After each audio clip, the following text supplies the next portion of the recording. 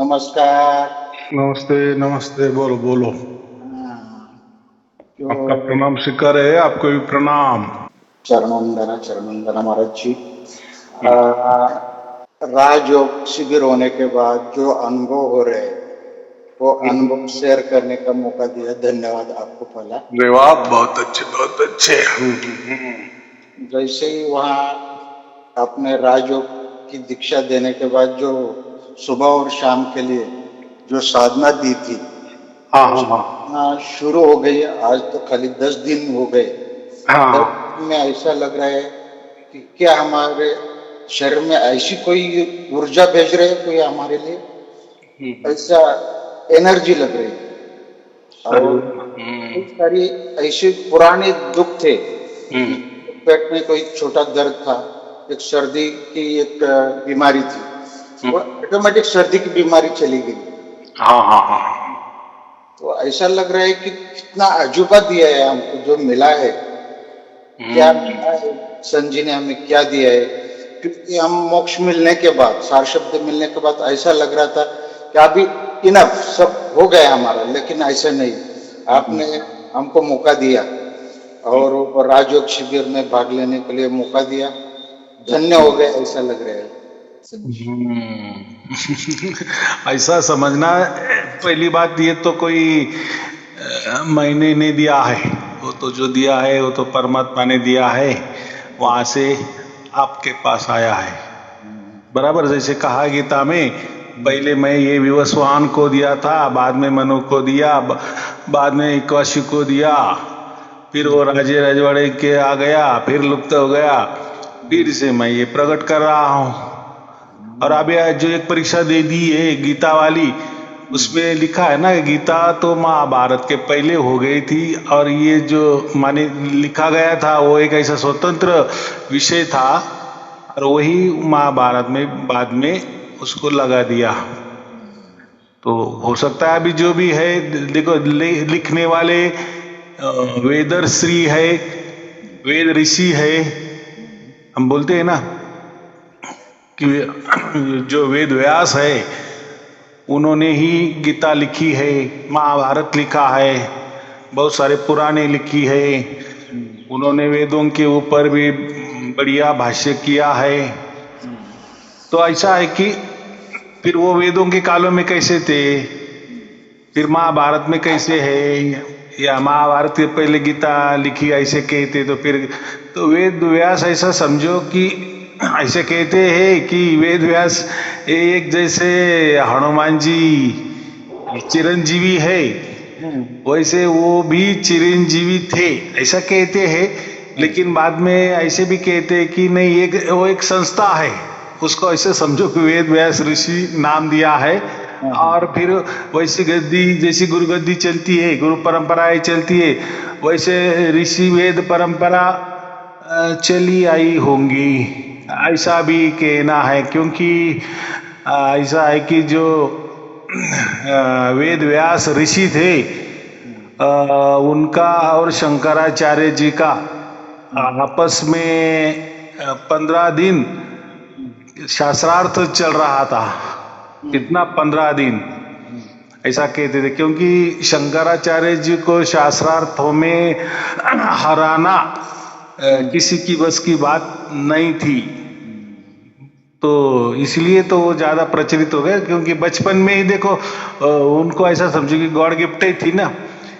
बचपन में 8 बरस से उन्होंने संन्यास धारण किया, ऐसा कहते हैं। बाद में 12-13 बरस के बाद उन्होंने ग्रंथ लिखना शुरुआत किए, तो 20-21 साल में उन्होंने 100 के ऊपर ग्रंथ लिखे, ऐसा भी लिखा गया। तो कितना ज्ञानी हो गए, कितना ज्ञानी होंगे उनको तो कोई ज्ञान की सीमा नहीं।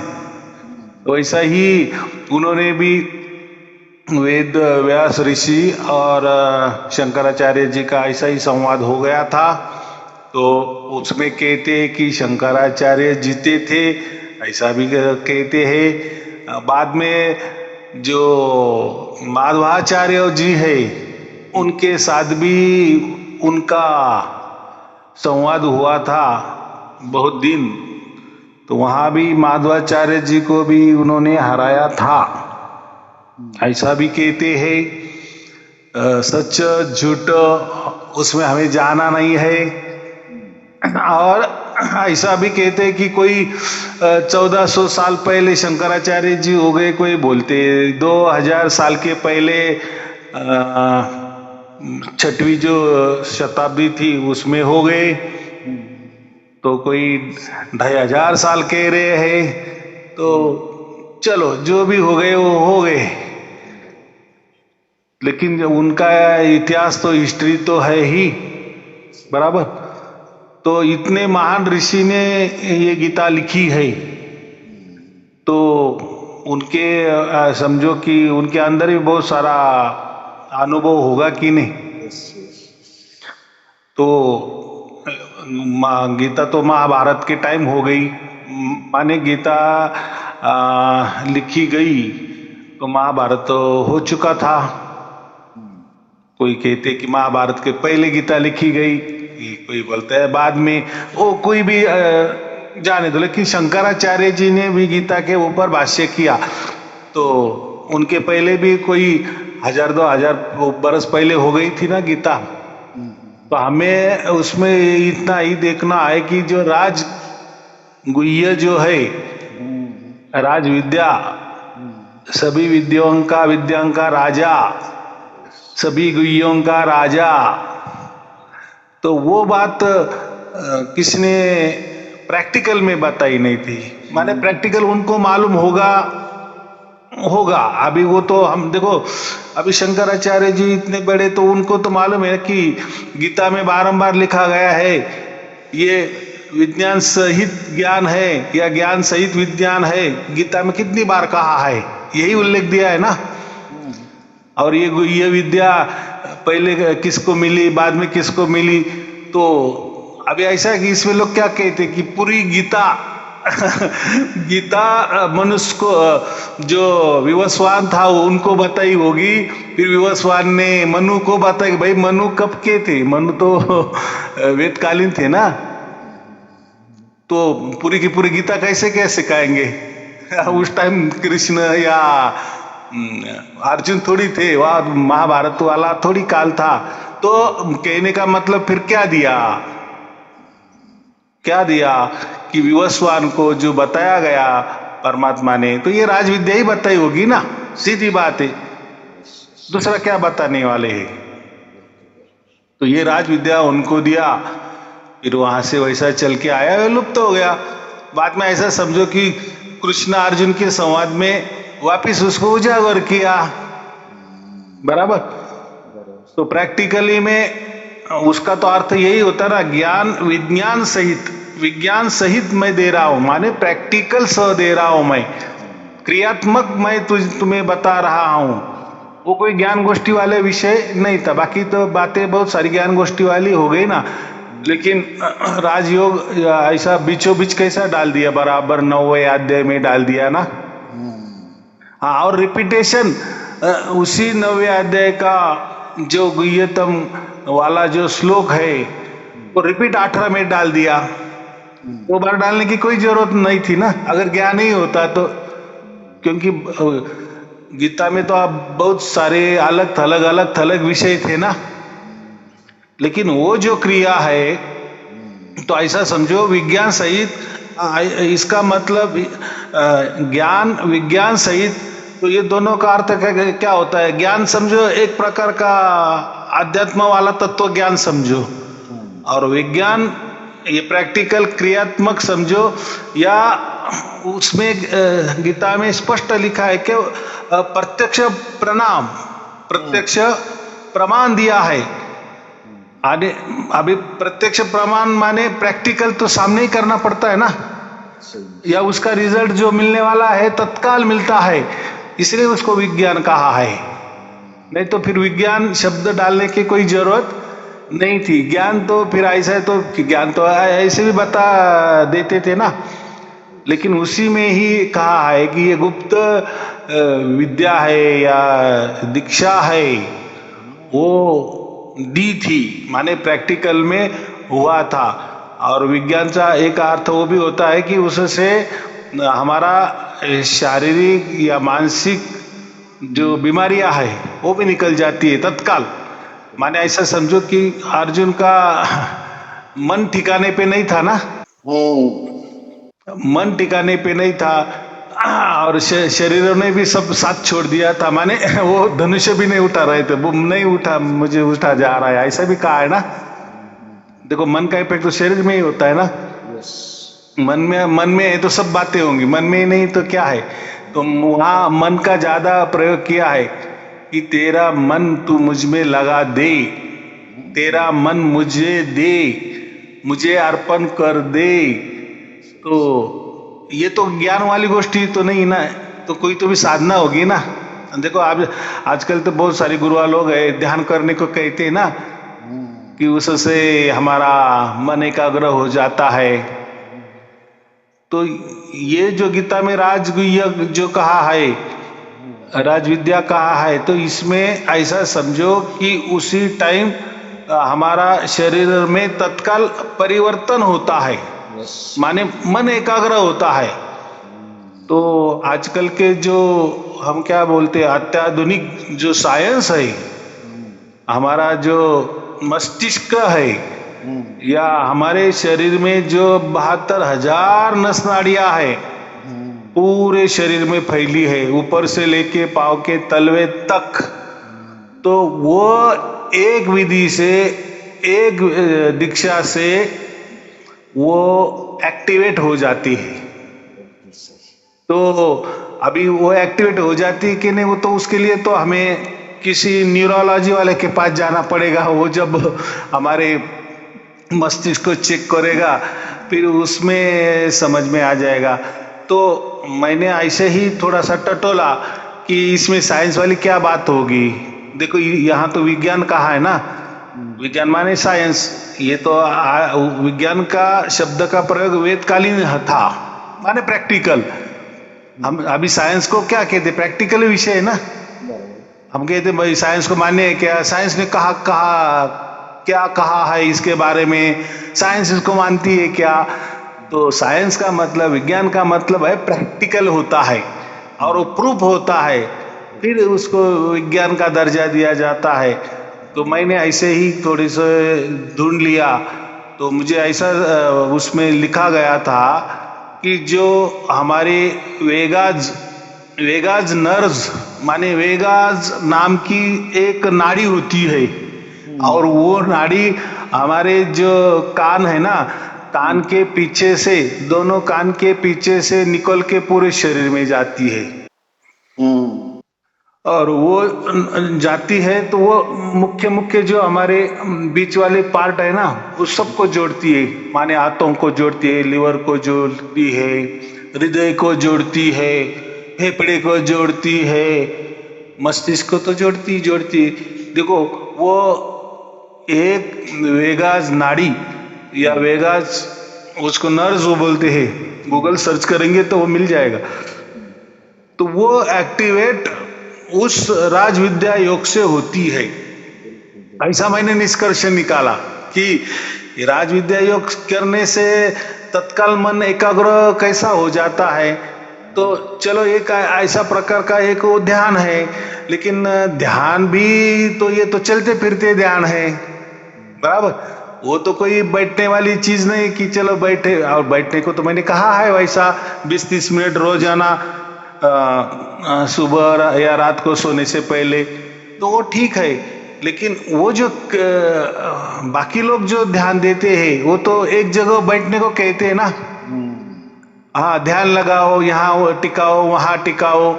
लेकिन राजयोग में बात ऐसी है कि जैसा सार शब्द में होता है, या जैसे लोग कहते हैं ना, जो सार शब्द को नहीं मानते तो वो बोलते हैं कि नहीं अरे वो सार शब्द होता है ना, वो निशब्द होता है, बराबर, उसमें कोई आवाज वगैरह नहीं होता है, लेकिन वो काम करता है। ऐसे सुनते हैं ना हम ज्यादातर। तो हमारे सारे शब्द में कहा वो मंत्र है, तंत्र की बात है। हाँ अभी हमारे राजयोग में ओम का ले लिया है, माने राजगुह्य का जो गीता नंबर अध्याय नंबर 9 में तो ओम का जिक्र लिया है। इस काम के लिए पवित्र ओम का जिक्र लिया है, माने एक ओम मंत्र लिया है। लेकिन हम अगर उसको ओम का देखे तो ओम कोई मंत्र भी नहीं है, बराबर। ओम कोई मंत्र नहीं है, वो कोई एक अक्षर भी नहीं है। तो क्योंकि वो कोई लिखने वाली बात नहीं है ना, मंत्र भी लिखे जाते हैं ना, बोले जाते हैं ना, पढ़े जाते हैं ना। लेकिन ओम को तो ध्वनि कहा गया है ना, जो परमात्मा से आती है, जो हम सार शब्द कहते, ओजा होया, गुरु नानक देव जी उसको ओमकारा कहते हैं। ओमकारा का उसको कारा लगा दिया है। ओम को कारा लगाया माने उसका मतलब सतत निरंतर, उसको ही कारा लगा दिया जाता है ना। चित्रकार, चित्रकार माने चित्र बनाने वाला, माने उसको अभी भी बिठाए तो वो उस चित्र निकालेगा। और एक चित्र होता है, चित्र का मतलब क्या, स्तब्धता। जहां भी एक चित्र निकाला ये चित्र, लेकिन जब उसको कार शब्द लग जाता है, चित्रकार, तो माने वो एक चित्र नहीं, वो हजारों चित्र निकाल सकता है, माने उसका काम ही है। तो जब वो चित्र चलत हो जाता है, चलने वाला हो जाता है, उसको कार लगाया दिया जाता है, चलायमान। तो ऐसा ओम, ओम एक तो एक स्तब्ध हो गया, लेकिन ओमकार उसको क्या कहे कि वो ओमकार चलायमान हो जाता है, उसकी क्रिया होने लगती है, और वो ऐसी हो जाती है कि वो निरंतर और अखंड चलती है। इसलिए उसको ओमकारा कहा है, उसको भी नाम दिया है ओमकारा। ओमकारा का मतलब ऐसा नहीं कि ओम ओम ध्वनि निकल रही है, ऐसा नहीं, एक नाम दिया है। ओम का उसका कोई वास्ता नहीं है, लेकिन ओमकार का मतलब होता है वो ध्वनि जो सतत अखंड निरंतर चल रही है, सनातन से चल रही है, माने आदि अनादि से चल रही है। अभी यहाँ जो राजयोग में है वहां तो ओम के ध्वनि की कोई बात नहीं है, लेकिन ओम का जिक्र आया है, बराबर। अभी ओम तो कहा, वो तो लेकिन जो भी ओम है वो तो बोलना तो नहीं है, बोलने की वहां तो बात ही नहीं है। अगर ओम बोला जाता तो फिर लोग बोलते कि देखो यहाँ तो मंत्र जैसा ही बोला जा रहा है, तो ऐसा कैसा गुह्य योग होगा नहीं, तो उसमें बोलने की बात तो नहीं है, वो तो निशब्द है। ये तो मैंने सिखाया है, बराबर, वो निशब्द है। और देखो, और वो भी हमने कहा है कि वो कोई प्राणों का विषय नहीं है। जो प्राणायाम हम बोलते हैं, श्वासोश्वास का, श्वास लेना देना, वो भी उसमें कोई संबंध नहीं है। देखो, एक होता है ओम, एक होता है सोहम, तो सोहम में ओम आ ही जाता है कि नहीं? हाँ, लेकिन ओम का अर्थ अलग होता है। ओम तो परमात्मा का वाचक नाम है, लेकिन ये जो सोहम है, फिर इसका क्या अर्थ होता है? सोमी भी मंत्र है, माने सोमी भी ओम है, लेकिन फिर ये ओम वाली क्या बात है? तो ये जो सोहम वाली जो बात है ना, ये ऐसा समझो कि शंकराचार्य जी के वक्त ये सोम वाली बात निकली। तो ऐसा समझो कि वेदकालीन उपनिषद के टाइम ये सोम वाली बात नहीं थी, बराबर। मैंने ओम को सोम बना दिया, बराबर। तो ओम का तो परमात्मा का वो वाचक नाम है, परमात्मा का निज नाम है। अभी देखो, एक नाम होता है कि और एक निज नाम होता है। तो जिसको हम क्या कहते हैं, निज नाम माने मुख्य नाम, प्राइवेट नाम क्या कहते हैं? ओम। ये परमात्मा का एकदम निजी नाम है, प्राइवेट नाम है। जैसा हमारा भी निजी नाम होता है ना, कोई जो हम लोगों को बताते नहीं, या ज्योतिष शास्त्र उसको क्या कहते हैं, हम आपका जन्म नाम, बराबर। जन्म नाम तो किसी को बताते नहीं हम। हाँ, जो चालू नाम है, जो सबके लिए है, सार्वजनिक है, उसी नाम का सब व्यवहार होता है ना। लेकिन एक निजी नाम होता है हमारा, तो वो ठीक है। वैसे ये जो ओम जो नाम है ना परमात्मा का, और परमात्मा ये तो वाचक, उसको क्या कहेंगे, वो तो बताने के लिए, दिशा निर्देश करने के लिए परमात्मा कहते हैं। कोई उसको पर ब्रह्म कहते हैं, कोई उसको ब्रह्म कहते हैं, कोई उसको पूर्ण ब्रह्म कहते हैं, कुछ भी बोलो उसको, क्या बात एक ही है। तो वेदों में तो कभी कभी परमात्मा को पर ब्रह्म भी कहा है, पार ब्रह्म भी कहा है, पूर्ण ब्रह्म भी कहा है, परमात्मा भी कहा है, आत्मा भी कहा है। तो बहुत सारे उसके नाम हैं। देव भी कहा है ना। कभी कभी भगवान भी कहा गया है, ईश्वर भी कहा गया है। तो जैसा जैसा परिस्थिति होती है लिखने वाले का या उद्देश्य होता है, वैसे वैसे एक ही नाम का प्रयोग करते हैं। और एक ही ऐसा नहीं कहना कि फिर देव अलग है, भगवान अलग है, ईश्वर अलग है। तो देखो फिर तो आज के हम इसमें भी भगवान तो बहुत सारे लोगों को कहते हैं ना, लेकिन फिर भगवान श्री कृष्ण, भगवान राम, भगवान महावीर ऐसे भी कहते हैं ना। लेकिन साधारणतः ऐसा हम समझते हैं कि जो मनुष्य जैसे है उनको हम भगवान कहते हैं, बराबर। लेकिन परमात्मा को भी कभी कभी भगवान के वेदों में लिखा है। तो ये छोड़ दो, ये तो बहुत बारीक बारीक बातें हो गई। तो हमें इतना ही कहना है कि राजयोग में जो विधि बताई है, और फिर हम कैसे कहते हैं कि हाँ यही विधि बताई होगी। तो जब आपने अभी कहा कि हम उसके ऊपर अनुसंधान कर रहे हैं, यानी अभी प्रैक्टिकल में हम कर रहे हैं, तो अभी आपको अनुभव आ रहा है। तो देखो मैं उसमें नहीं कहूँगा, मुझे सब मालूम है उससे क्या क्या हो रहा है, क्या क्या होता है। लेकिन जब आपके ऊपर जब वो प्रैक्टिकल हो रहा है, माने वो प्रैक्टिकल का आप अनुभव ले रहे हैं ना, वो महत्वपूर्ण है। देखो मैं तो कुछ भी कहूँगा ऐसा समझो मैं कुछ भी कहूँगा, लेकिन प्रैक्टिकल में वो आपके साथ भी होना चाहिए ना, वैसा कि वैसा। तो इसलिए अभी नए नए है, इसलिए हमने सबको दे दिया। तो कहने का इतना ही मतलब है कि राजयोग कोई ज्ञान वाला विषय नहीं है, तत्व ज्ञान वाला विषय नहीं है कि बोल दिए समझा दिए। लेकिन क्या कैसा मन दिया जाता है। तो अभी आपने अभी राजयोग की दीक्षा ली तो आपको अभी समझ में आएगा, अरे हाँ इस प्रकार मन दिया जाता है। और फिर वो योग हम करते रहे, माने खाते पीते उठते बैठते काम करते। मैंने क्या कहा आपको 90 दिन में सब प्रैक्टिकल करना है। प्रैक्टिकल माने मैं अभी चल रहा हूं, मुझे से योग हो रहा है क्या वो देखना है, बराबर। प्रैक्टिकल में मैं चल रहा हूं तो मैं यहाँ वहां भी देख रहा हूं, बराबर। बाद में मैं किसी से बात कर रहा हूं तो मुझे से वो राजयोग हो रहा है कि नहीं, वो भी टटोलना है। जैसे हम अभी सार शब्द कहते हैं ना कि देखो मैं बोल रहा हूं भी और सार शब्द भी चल रहा है। तो सार शब्द का तो एक हमें अभी ठिकाना मिल गया है, मालूम हो गया है, वो उस अनुभव भी उसका हो रहा है, वो बात अलग है। लेकिन अभी हम राजयोग की बात कर रहे हैं ना।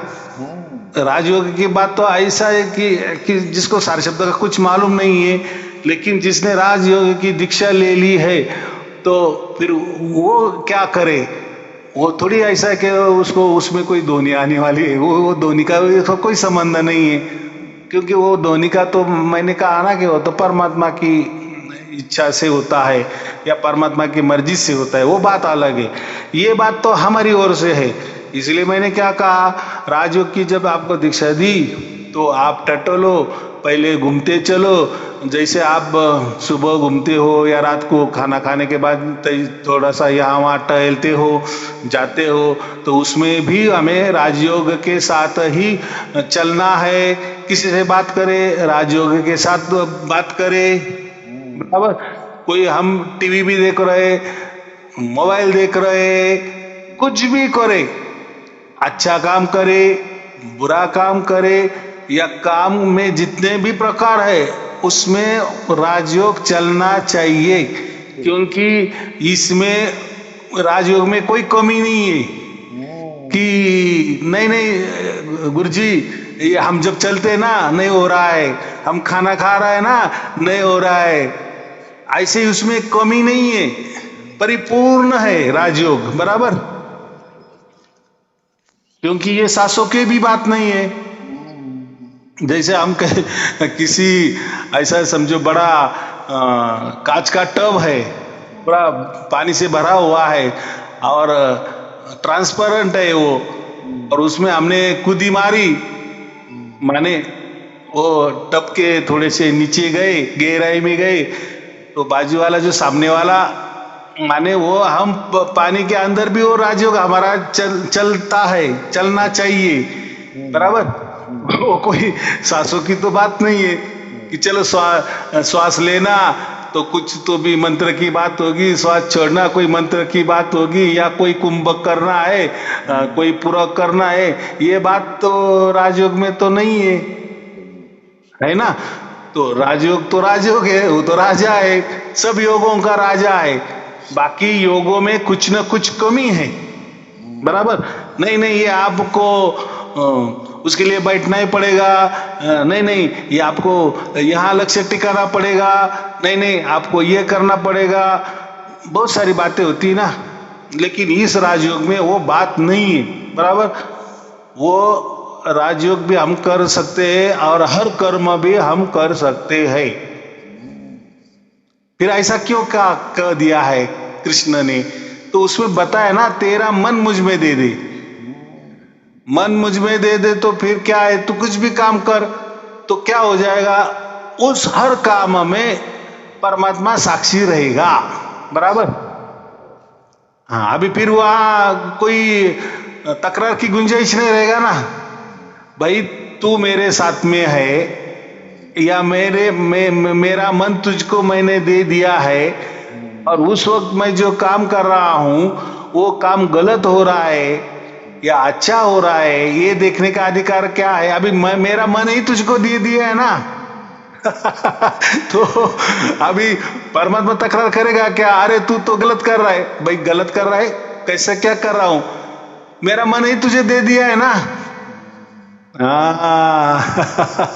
तो गीता में एक जगह क्या कहा है, मैं पांडवों में धनुर्धारी अर्जुन हूं। ये किसके सामने कहा? अर्जुन के सामने कहा। ये क्या कहने की जरूरत? तो कहा ना, माने तू भी मैं हूं। तो ये लोग कहते ना कि फिर वेदों में ऐसा क्यों कहा है कि भाई पाप कर्म की सजा पाप ही होती है, पुण्य कर्म की सजा पुण्य ही मिल जाता है हमें।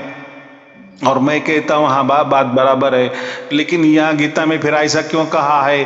कितना भी पाप करे तो वो शून्य हो जाएगा, पुण्य भी करे तो वो पुण्य भी जीरो हो जाएगा, माने पूरा निष्कर्म हो जाएगा।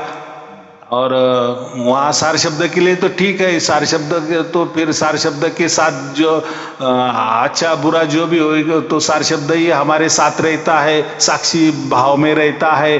बात एक ही है, वहाँ भी परमात्मा तो मौजूद है ही, तो इसलिए वो कहते हैं ना कि हम वहाँ भी पूरा आपका जीरो हो जाता है, जीरो बैलेंस हो जाता है। मैंने कहा ना सार शब्द, तो यहाँ भी वही बात है कि अगर परमात्मा कह रहा है ना कि तू तेरा मन मुझे अर्पण कर दे, मेरा ही भक्त बन जा और मुझे ही नमस्कार कर। अभी ठीक है मन दे दिया, अभी मन देने के लिए तो कुछ मंत्र तंत्र की तो कोई जरूरत नहीं है वहां, बराबर। मन देना है, अभी ये मन दे दिया तो उसमें हमारा शारीरिक और मानसिक जो कुछ हमें तकलीफी है या कोई बीमारियां है वो चली जाएगी, बराबर। अभी यहाँ देखो मोक्ष की कोई बात नहीं हो रही है यहाँ, क्योंकि जब वो राजयोग में कहा है कि तू पहले मुझे मन दे दे, तो ये मन से क्या हो रहा है, हमारा शरीर साफ सुथरा हो रहा है, हमारा मन क्लीन हो रहा है, बराबर। क्योंकि हम जब भी कोई काम करेंगे तो उस टाइम फिर हमारा अच्छा काम हो रहा है बुरा काम हो रहा है तो परमात्मा को साक्षी रख कर रहे हैं, क्योंकि परमात्मा ने ही कहा है कि तेरा मन मुझे दे दे। तो फिर देखो वो जब हम राजयोग के योग में चलते हैं तो उस टाइम हमारे मन में कुछ भी अच्छा बुरा आता है तो हमने मन ही परमात्मा को दिया है, तो फिर वो अच्छा बुरा का साक्षी भी परमात्मा होता है ना। तो इसलिए वो हमारे पाप नहीं लगता, बराबर। या जो भी कुछ उसके बेनिफिट हो या उसके फायदे हो या उसके हम क्या बोलते तोटे हो या नफा नुकसान जो बोलते हैं ना, वो पूरा की पूरा जिम्मेदार परमात्मा रहता है उस योग में। अगर हमने, क्योंकि मन ही हमने परमात्मा को दिया ना, और ऐसी अगर राजयोग के अलावा ऐसी कोई सुविधा नहीं है आज तक आपने देखा कि मन देने की सुविधा परमात्मा को मन देने की सुविधा ऐसी कहीं भी नहीं लिखी है। बस बोलते हैं कि बस मन एकाग्र करो, कोई नाम लेते चलो, हो जाएगा, वो हो जाता है, परमात्मा को मिल जाता है। तो ये बात प्रैक्टिकल में नहीं होता ना, तो फिर राजयोग इसलिए निकाला है ना, प्रैक्टिकल है तुरंत।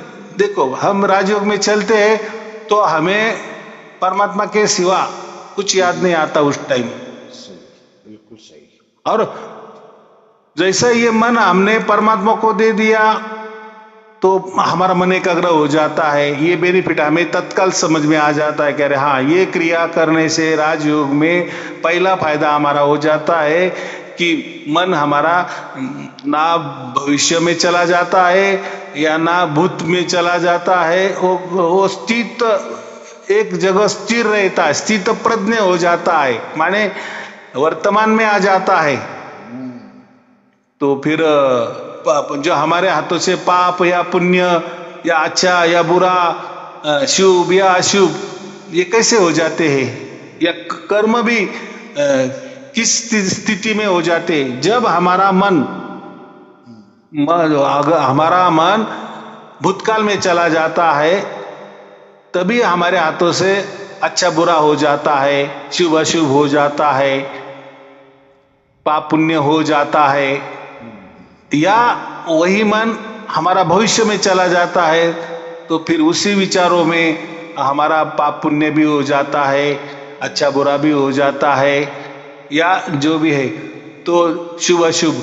तो ये दोनों भी बातें होती है। एक तो हमारा मन जब भूतकाल में जाता है तभी ये कर्म ऐसे हो जाते हैं, अच्छे बुरे कर्म हो जाते हैं या हो जाने के चांसेस होते हैं, बराबर। या भविष्य में हमारा मन चला जाता है तो वहां भी हमारा मन से अच्छा बुरा या पाप पुण्य वाले बातें हो जाती है, हो सकता है।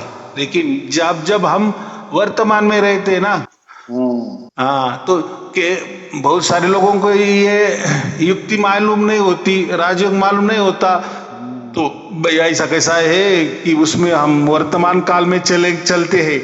तो हम तो कहते ना भाई जिसने राजयोग की दीक्षा ले ली उनको पूछो, वो कहेंगे ना डंके की चोट पे, हाँ हम उस वक्त वर्तमान काल में ही रहते हैं। तो है जो है वो है, अब तो वहां हम वर्तमान काल में रहते हैं। तो वर्तमान काल का यही फायदा होता है कि हमारा शारीरिक और मानसिक संतुलन हो जाता है, माने बीमारियां वगैरह जो हम कहते हैं वो ठीक ठाक होने लगती है। तो है वो तो साइंस भी यही कहता है ना, आप प्रेजेंट में जियो। आध्यात्म वाले भी कहते हैं प्रेजेंट में रहो, लेकिन वो रहो बोलते हैं, लेकिन किस प्रक्रिया से हम रह सकते हैं ये कोई नहीं बताता दुनिया में तो ये राजयोग बताता है ना। इसलिए तो कहा गया है कि तू तेरा मन दे दे।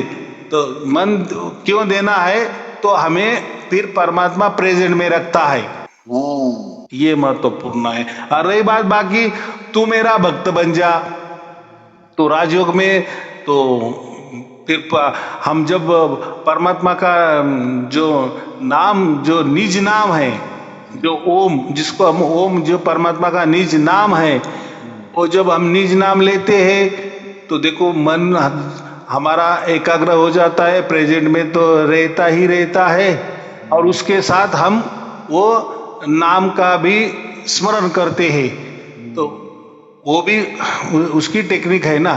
तो वो टेक्निक से क्या हो जाता है, तो वो मन प्रेजेंट में रहता है, और प्रेजेंट में रहते रहते परमात्मा का निज नाम भी लेता है, माने स्मरण में रखता है, या वो निज नाम को पकड़ के रखता है, ऐसा समझो।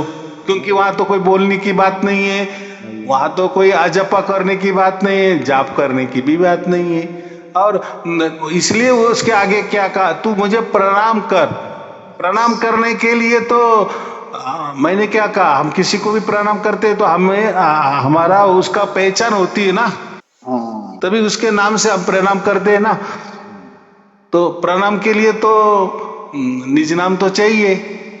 तो देखो ये बातों में हमारा प्रणाम भी हो जाता है, माने एक ही राजयोग में हमारा मन एकाग्र हो जाता है, एक ही राजयोग में हम वो जो मंत्र दिया है उसे हम भक्त भी परमात्मा के बन जाते हैं। मेरी पूजा कर, तो बात एक ही है, एक ही क्रिया में ये सब सम्मिलित है, बराबर।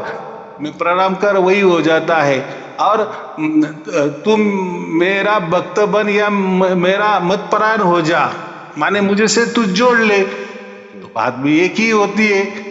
जिस टाइम हमारा मन एकाग्र होता है, प्रेजेंट में आ जाता है, और उस टाइम ये परमात्मा का निज नाम का भी हमें स्मरण रहता है, या परमात्मा का वो निज नाम वो मन में उसका जुड़ाव हो जाता है, तत्क्षण हम क्या होते हैं, परमात्मा और हम एक ही जैसे चलते हैं ना, माने एक रूपता हमारी आ जाती है वहां।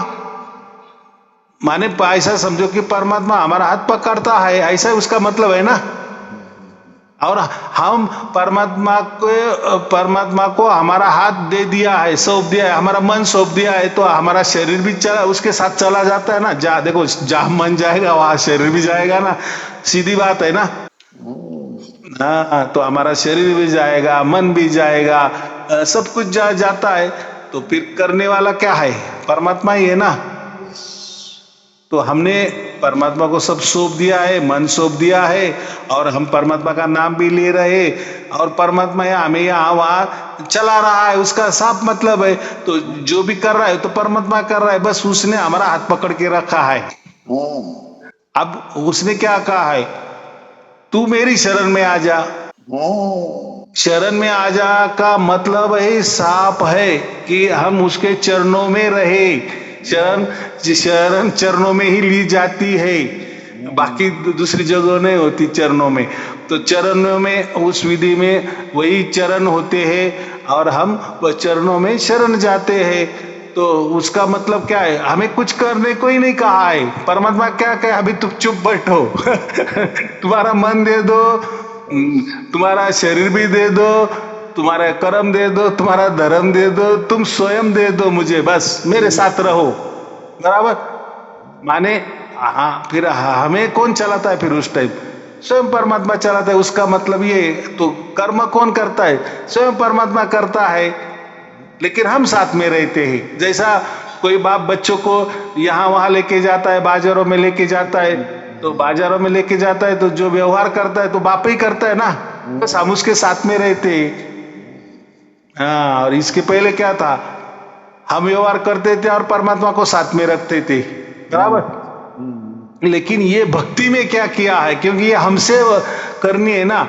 लेकिन अभी ऐसा है, जब हमें राजयोग मालूम हो जाता है तो फिर उसको गुह्यो क्यों कहा है, फिर वो भक्ति की ये सर्वोच्च अवस्था हो जाती है कि बस परमात्मा ही सब कुछ हो जाता है हमारे लिए, बराबर।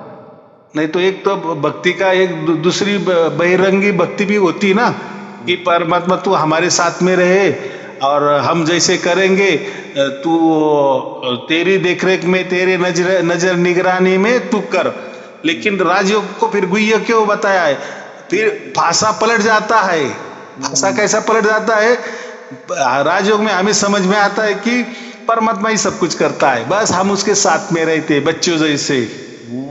तो फिर कैसा पाप हो जाएगा हमारे से, ऐसा पुण्य हो जाएगा। माने जो कर्म है वो कर्म से ना हमें पाप लगेगा, ना वो कर्मों से ना हमें पुण्य हमारे बढ़ जाएंगे या हमें पुण्य मिलेगा।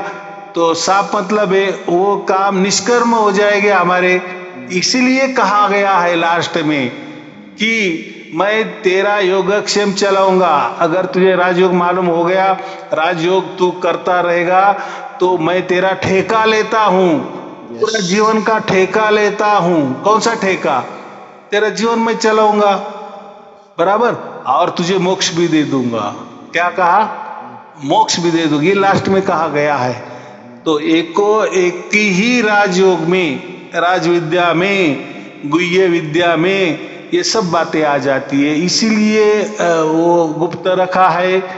और जिसको मालूम नहीं है तो फिर जैसा भी धर्म ग्रंथों में लिखा है कि हमने ये करना है, वो करना है, भक्ति करनी है, पूजा करनी है, पाठ करने हैं वगैरह वगैरह, लेकिन वो हमसे होते हैं और हम क्या करते हैं कभी नहीं करते हैं। लेकिन एक बार हमें राजयोग समझ में आ गया तो फिर सब हमारा, क्या बोले, फिर हमारा बल्ले ही बल्ले, भला ही भला, बराबर है कि नहीं। तो इतनी बात है, लेकिन वो गुप्त रखी है, परमात्मा ने क्यों रखी है वो नहीं मालूम है। चलो बहुत अच्छी बात है कि गुप्त रखी है, सबके लिए नहीं है, लेकिन परमात्मा ने हमारे लिए वो खुली कर दी है। और उसमें गणित भी दिया है, अगर हम राजयोग में बराबर चल रहे हैं कि नहीं, तो जो परमात्मा का हमें स्पर्श होता है, उस टाइम स्पंदन होता है, जब हम उसके चरणों में लीन होते हैं, तो वो 1 मिनट में बराबर 108 बार हमारा परमात्मा को प्रणाम हो जाता है। देखो अभी ये गणित भी कैसा निकाला। हम तो कहते थे 1 से 8 की माला क्यों होती है, ये होते, हम तो बोलते हैं कि नहीं नहीं वो तो 12 ग्रह होते हैं, 27 नक्षत्र होते हैं, फिर उसको मल्टीपल कर दिया, गुना कर दिए तो 108 हो जाते। लेकिन हमें आज पता चला कि ये राजयोग में 108 का महत्व क्या है। तो 1 मिनट में हमारा बराबर 108 टाइम परमात्मा को प्रणाम हो जाता है, बराबर। और जिसका भी 1 मिनट में 108 बार उसी योग में परमात्मा को प्रणाम हो जाता है, तो समझना कि हम रास्ते से बराबर चल रहे हैं, बराबर। या ऐसा समझना जब तक 108 बराबर नहीं होता तब तक समझना कि हम थोड़ा माने वो हमें राजयोग में उतनी हासिल हमें नहीं हुआ है, बराबर। लेकिन वो हो जाता है, गिन लो, 1 मिनट का लगा लो और राजयोग शुरू करो, चेक करो, 108 बराबर होना ही चाहिए। वो जो स्पंदन है, वो स्फुरन है, परमात्मा का जो चरण का स्पर्श है, वो बराबर हमें 108 बार उसका अनुभव होता ही होता है। तो क्या अभी और क्या, और दूसरी बात तो मैंने कह दी। तो उसी राजयोग से हमारा शारीरिक मानसिक भी तंदुरुस्त हो जाता है, ठीक ठाक हो जाता है, क्लियर हो जाता है, निर्मल हो जाता है, पवित्र हो जाता है। अभी पवित्र कैसा होता है, तो उसी अध्याय में कहा ना कि ओम नाम ये पवित्र है, इसलिए तो उन्होंने ओम का जिक्र किया है। ओम नाम पवित्र है, तो अब फिर पवित्र है तो हमारा मन भी पवित्र हो जाएगा, शुद्ध हो जाएगा, निर्मल हो जाएगा, हमारा शरीर भी पवित्र निर्मल शुद्ध हो जाएगा, बराबर। और भक्ति हो जाएगी, उस नाम से भक्ति भी हो जाएगी, और वो भक्ति से हमें सर्वोच्च जो लाभ है मोक्ष वाला मिल जाएगा। इसीलिए वो राजयोग है, बराबर, सब विद्याओं का राजा है। बोलो क्या इसमें सब शारीरिक, मानसिक, आध्यात्मिक और आर्थिक भी प्रगति होती है। हमको पता चला कि हमारे जो आर्थिक फ्लो है, नए फ्लो शुरू हुए ऑटोमेटिकली। हाँ, तो ये राजयोग बहुत सभी सारशब्दी संत ने लेना चाहिए, ऐसा ही सुझाव अपने, बाकी कुछ नहीं। तो ऐसा है, अभी जैसे आपने लिया है, बहुत सारे लोगों ने अभी उनके भी अनुभव आने शुरू हो गए हैं। तो मैंने तो 90 दिन का टाइम दिया है ना, 90 दिन का टाइम माने अब वो जो राजयोग है वो आपको सतत अखंड निरंतर चलना चाहिए, माने उसकी प्रैक्टिस हो जाती है। वो प्रैक्टिस होना महत्वपूर्ण है। मैं क्या, हाँ गुरुजी हम चलते फिरते बराबर कर रहे, अब खाते पीते भी हमें हो रहा है, हम जब सोने जाते जब तक हमारी आंख नहीं मिटती या नींद नहीं आती तब तक हम उस जो कोई हमें 5, 10, 15 मिनट का जो गैप होता है नींद आने तक, माने हमने जैसे बिस्तर पे लेट गए तो आंख लगना माने नींद आने तक तो टाइम रहता है कि नहीं। तो लेटे लेटे भी हम राजयोग कर लेते हैं और सो जाते हैं। तो वो भी प्रैक्टिस हम कर रहे हैं। कई टॉयलेट को जाते तो वहाँ भी हम राजयोग करते हैं, वहाँ भी अभी हो रहा है। किसी से बात कर रहे वो हो रहा है, चलते फिरते हर काम करते हुए हमें राजयोग की प्रैक्टिस होनी चाहिए। इसलिए हमें 90 दिन को दिए है, बराबर। अभी 90 दिन भी हो जाते हैं, फिर आपको जो कुछ उसका जो फायदा है वो भी मिलने लगता है। आपने जो अभी कहा कि शारीरिक, मानसिक और आध्यात्मिक सब सब सब सब फायदे आपके होने वाले, क्योंकि ये प्रैक्टिकल वाली बात है इसलिए हो रही, बराबर। ये कोई थेरेटिकल ज्ञान नहीं है। आप श्रद्धा रखो हो जाएगा। यहाँ क्या हमारा मन है, हम परमात्मा को दे रहे, तो श्रद्धा की क्या बात आ गई है। सब उसमें सम्मिलित हो गया है ना। चलो, और कोई पूछना है? बाकी मेरे परमात्मा की सब हमको मिल रहा है। हम तो काफी जो सार शब्द मिला उसमें ही खुश थे, लेकिन जो प्रारब्ध के साथ जो चल रहे हैं ना, कई सवाल ऐसे थे कि मैरेकल क्या है, मैरेकल कैसे होते। अभी मालूम हुआ कि ये राजयोग होने के बाद ही मैरेकल शुरू होते।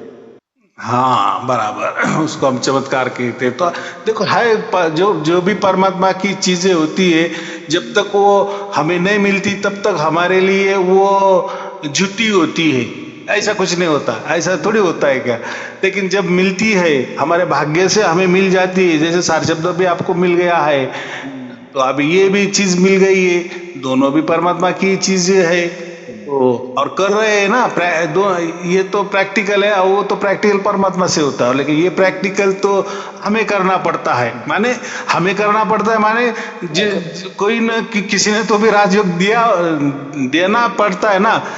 या जिसको मिल जाता है, कहीं से भी राजयोग दीक्षा मिल गई, फिर वो जब प्रैक्टिकल में जाते तब हमें परमात्मा का भी फिर चमत्कार, नमस्कार सब समझ में आ जाता है कि कैसा नमस्कार होता है, कैसा मन दिया जाता है, कैसा परमात्मा को प्रणाम किया जाता है, कैसे हम भक्त बन जाते हैं, और कैसे हम परमात्मा की पूजा कर सकते हैं, और कैसे हमारा हाथ हम परमात्मा के हाथों में दे देते हैं ताकि हम दोनों भी साथ साथ चले। तो बहुत अच्छी बात है ना। परमात्मा अगर हमारा हाथ पकड़ रहा है और उसके साथ अगर हमारा जो आने वाला जो जीवन है, अभी विशेष जीवन है, वो अगर परमात्मा ने हमारा हाथ पकड़ा है, तो फिर कल्पना करो कैसा होगा। अच्छा ही होने वाला है कि नहीं। बिल्कुल सही, अच्छा है। हाँ, उम्र 60 है।